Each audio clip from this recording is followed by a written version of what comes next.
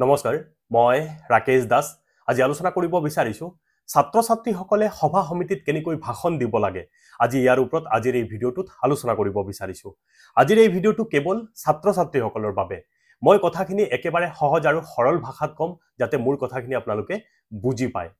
বহু এনেকুৱা ছাত্ৰ ছাত্ৰীয়ে মোক ৰিকুৱেষ্ট কৰিছে হোৱাটছএপত মেছেজ দিছে যে মোক সুন্দৰকৈ অলপ ভাষণ লিখি দিব বা ইয়াৰ ওপৰত এটা ভিডিঅ' বনাই দিব মই বহু ছাত্ৰ ছাত্ৰীক লিখি দিছো আপোনালোকে জানে যে আমাৰ সমাজত এনেকুৱা বহু ছাত্ৰ ছাত্ৰী আছে যি মানে আনুষ্ঠানিক শিক্ষাৰে যথেষ্ট শিক্ষিত কিন্তু সামাজিক ক্ষেত্ৰখনত কেতিয়াবা তেখেতসকলক থিয় কৰাই দিয়াৰ লগে লগে নাৰ্ভাছ ফিল কৰে ভয় উঠি আহে কপনি উঠি আহে তেখেতসকলে যিবোৰ কথা ঘৰৰ পৰা মনত কৰি আহে গোটেই পাহৰি যায় তেখেতসকলৰ আনুষ্ঠানিক শিক্ষা যথেষ্ট আছে কিন্তু সামাজিক ক্ষেত্ৰখনত কাম কৰিবৰ কাৰণে বা কথা ক'বৰ কাৰণে যিখিনি অনানুষ্ঠানিক জ্ঞানৰ প্ৰয়োজন এই কথাখিনিৰ ক্ষেত্ৰত তেখেতসকলৰ পূৰ্বত অভাৱ দেখা পোৱা যায় আৰু সেইকাৰণে মই এই কিতাপখন লিখিছো এই কিতাপখনৰ নাম হৈছে ভাষণ অভ্যাস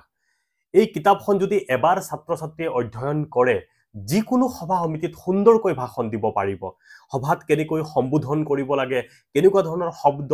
যিবোৰ শব্দ তেখেতসকলে অভাৱৰ কাৰণে বা সেই শব্দবোৰৰ লগত চিনাকি নোহোৱাৰ কাৰণে তেখেতসকলে সভা সমিতিত কথা ক'ব নোৱাৰে মই এই কিতাপখনত 50ৰো অধিক ভাষণ ইয়াতে সন্নিবিষ্ট কৰিছো মই আৰু যেনেকুৱা ধৰণৰ ধৰি ললো তেখেতসকলৰ কলেজত সভা সমিতি মিটিং চলি আছে ছাত্ৰ ছাত্ৰীসকলক দুই এষাৰ কিবা ক'ব দিলে কেনেকৈ মঞ্চত বহা মানুহখিনিক বা শিক্ষক শিক্ষয়িত্ৰীক কেনেকৈ মানে সম্বোধন কৰি পেলাই মনৰ কথাবোৰ প্ৰকাশ কৰিব এই কিতাপখনত লিখা আছে যিকোনো সামাজিক ক্ষেত্ৰখনত যিকোনো অনুষ্ঠানত যিকোনো মঞ্চত যদি থিয় কৰাই দিয়া যায় কেনেকুৱা ধৰণৰ কথা ক'ব লাগে যেহেতু বৰ্তমান বিহু মঞ্চ আমাৰ মানে বিহু সিজন চলি আছে এতিয়া কোনোবা মঞ্চত যদি থিয় কৰি দিয়া যায় কেনেকৈ কথা পাতিবলৈ গোটেই কথাবোৰ এই কিতাপখনত লিখা আছে যদি এই কিতাপখন এবাৰ ছাত্ৰ ছাত্ৰীসকলে অধ্যয়ন কৰে মই ভাবো যিকোনো ক্ষেত্ৰত সামাজিক ক্ষেত্ৰত আগুৱাই যাব পাৰিব কেৱল আনুষ্ঠানিক শিক্ষা যদি আপোনাৰ থাকে তেতিয়া হলে হয়তো ভৱিষ্যতলৈ এগৰাকী আপুনি ভাল জব হোল্ডাৰ হ'ব পাৰিব ভাল এটা চাকৰি পাব পাৰিব কিন্তু সামাজিক ক্ষেত্ৰখনত কথা ক'বৰ কাৰণে যথেষ্ট জ্ঞানৰ প্ৰয়োজন হয় আনুষ্ঠানিক শিক্ষা আমাৰ যিমান প্ৰয়োজন অনানুষ্ঠানিক শিক্ষাৰ সমানেই প্ৰয়োজন আছে আমাৰ মানে সকলো ক্ষেত্ৰত আগুৱাই যোৱাৰ ক্ষেত্ৰত এইকাৰণে মই পিতৃ মাতৃসকলকো ক'ব বিচাৰিছো যদি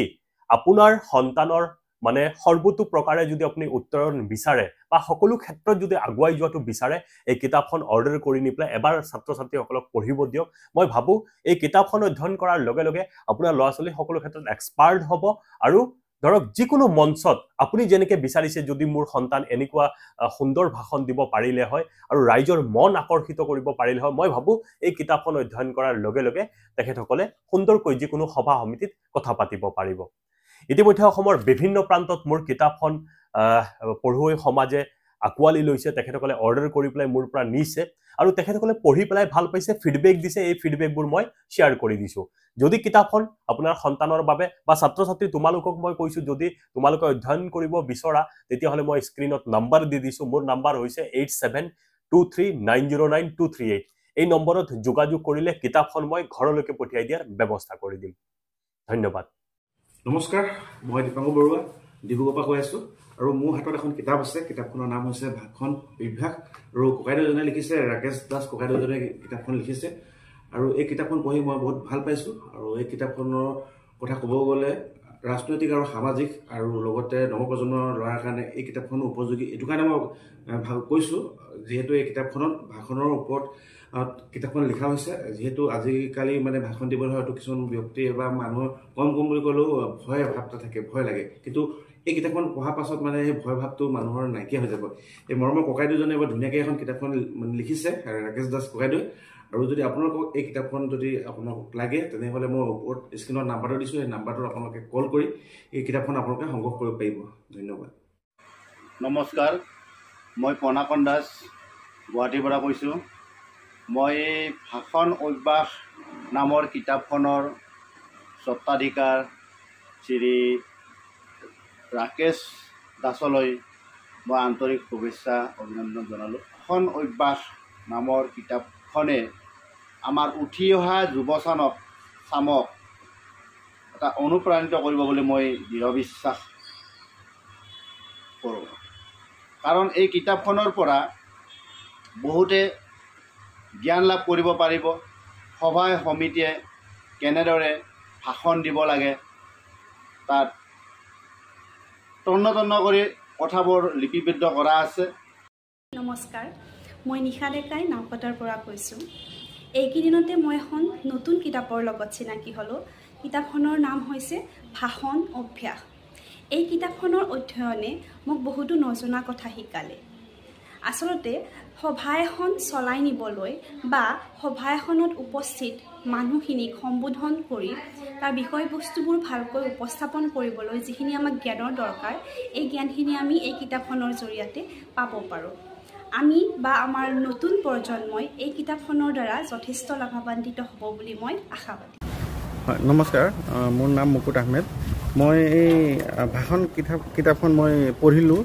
পঢ়ি মই যথেষ্ট উপকৃত হৈছোঁ। আৰু মই আগত মানে ভাষণ দিয়াত মানে অসুবিধা পাই আছিলোঁ। এইখন পঢ়াৰ পিছত মই মানে ধুনীয়াকৈ এতিয়া সভা সমিতিত ভাষণ দিব পৰা অৱস্থাত তেতিয়া ভাল লাগে। আৰু মোৰ মানে এইখন পঢ়াৰ পিছত মোৰ কনফিডেন্সটো আহিছে আৰু ভাষণ দিয়াৰ।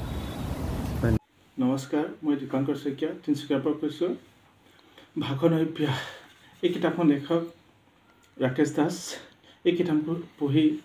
সভা এখন কেনেকৈ ভাষণ দিব লাগে আৰু সভা এখন পৰিচালনা কেনেকৈ কৰিব লাগে ইয়াৰ বিষয়বস্তু মই জানিব পাৰি বহুত ভাল লাগিল।